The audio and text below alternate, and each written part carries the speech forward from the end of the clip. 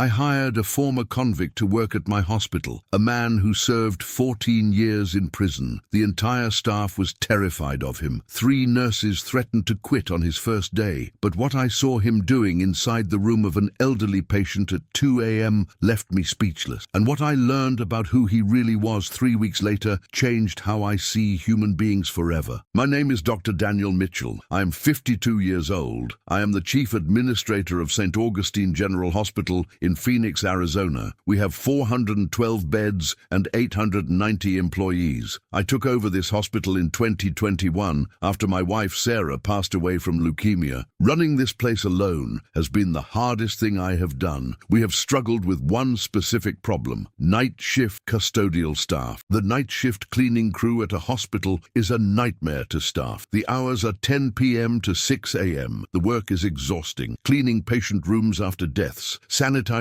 surgical floors, dealing with biohazardous waste. We rotate through 4 to 5 cleaning workers a year. Nobody stays. So when Pastor James Coleman from the prison ministry program called me in March, I listened. Pastor Coleman told me about a man named Marcus Rivera, 51 years old, just released after serving 14 years in prison. No family, no job prospects, but he was a model inmate, completed his GED inside, worked maintenance for 11 years inside the prison, and there was something else. Pastor Coleman paused on the phone. He said, "Daniel, this man is special. Just give him 30 days. I asked Pastor Coleman what Marcus had been in prison for. He said it was a violent offense from when Marcus was much younger. Marcus had served his full sentence. He had not been in any trouble for 14 years. I was hesitant, but we needed someone for night shift custodial. I agreed to interview him. Monday morning, March 18th, 9 a.m. in my office. When Marcus walked into my office, I was surprised. He was tall, about 6 feet 3 inches, strong build, but his eyes were kind, soft brown eyes that had seen too much. He wore the only suit he owned, clearly purchased from a thrift store. He sat down quietly. He answered every question with humility. He never made excuses for his past. He just kept saying, "Sir, I just need a chance." I hired him that day for night shift custodial, $14 an hour. He started Wednesday at 10 p.m. By Thursday morning, my entire administrative office was in chaos. 3 night shift nurses had filed formal complaints. The head of nursing, Patricia Chen, came to my office furious. She said, "Daniel, you hired a violent ex-felon to roam the halls of our hospital at night." Patricia handed me Marcus's case file. She had pulled it from public records. I read it. My stomach dropped. Marcus had been convicted of a serious violent crime in 2010 when he was 37 years old. The article said he had been involved in an altercation that ended badly. He had pleaded guilty. He had served his full 14 years. I closed the file. I felt sick, but I had given him my word. 3 nurses threatened to quit. 2 more refused to work the same nights as Marcus. Patricia demanded I fire him immediately, but something in me said no. I could not explain it. I called Pastor Coleman. I told him about the chaos. He just said calmly, "Daniel, give it 21 days. If you still want to fire him on day 22, you can. Trust me. Trust him." For the first 2 weeks, the staff barely interacted with Marcus. He cleaned silently. He stayed out of everyone's way. He took his lunch break alone in his car in the parking lot. He never complained. The nurses watched him with fear. Patients started to notice him too, but not the way the staff did. Some patients began asking for him by name. The first patient was an 89-year-old woman named Eleanor Brooks, stage 4 cancer, hospice care. She had been in our hospital for 6 weeks with no visitors. Her husband had passed away years ago. Her only son lived in Australia. The night nurse Tina told me something strange. Eleanor had asked, "When does the quiet man clean my room? I want to thank him." Tina did not understand. Day 19 of Marcus's employment, April 5th, a Tuesday night. I had stayed late at the hospital working on budget reports. It was 1:47 a.m. I was exhausted. I decided to do one final walk through the oncology wing before driving home. As I passed Eleanor Brooks's room, I heard something that made me freeze in the hallway. A man's voice, soft, singing. I quietly looked through the window into Eleanor's room. What I saw made me drop the clipboard I was holding. Marcus was sitting in the chair next to her bed. He had finished cleaning the room hours ago. He was holding Eleanor's frail hand. He was singing to her old hymns. "Amazing grace, how great thou art." Eleanor was crying softly with peaceful tears. Her eyes were closed. I stood there for 10 minutes watching through the window. window. Marcus sang every song from memory. He never stopped holding her hand. When Eleanor seemed to drift to sleep, he stood up quietly. He pulled the blanket up over her shoulders. He whispered, "Good night, Eleanor. Sleep well. I will be back tomorrow night." Then he turned to leave the room. That is when he saw me through the window. Marcus stepped out into the hallway. He looked nervous, like he thought he was in trouble. I asked him, "Marcus, how long have you been doing this?" He looked at the floor. He said, 2 weeks now, sir. Eleanor told me she was scared to be alone at night. Her family lives far away. The night nurses are too busy, so I sit with her. I sing to her. It helps her sleep. I am sorry if I broke a rule. I asked Marcus how he learned all those hymns. He smiled for the first time since I had met him. He said, "Sir, my mother was a church choir director for 40 years. She passed away while I was inside. I never got to say goodbye to her. So I do this. I sit with people who are dying alone. I sing the songs my mother taught me. It is the only way I know how to make things right." That night I went home and cried for 2 hours. I had not cried like that since Sarah died. The next morning I called Pastor Coleman. I asked him what Marcus had really been in prison for. There was a long silence on the phone. Then Pastor Coleman finally told me the full story. The truth about who Marcus Rivera really was and what he had really done 14 years ago was not what the case file said. Marcus had taken the blame for someone else, someone he loved, someone who would have lost everything if Marcus had not stepped forward. The truth about why Marcus Rivera spent 14 years in a prison cell and what happened to Eleanor Brooks 9 days later is something I will never forget for the rest of my life. Comment part 2 below, and I will tell you the full story tomorrow.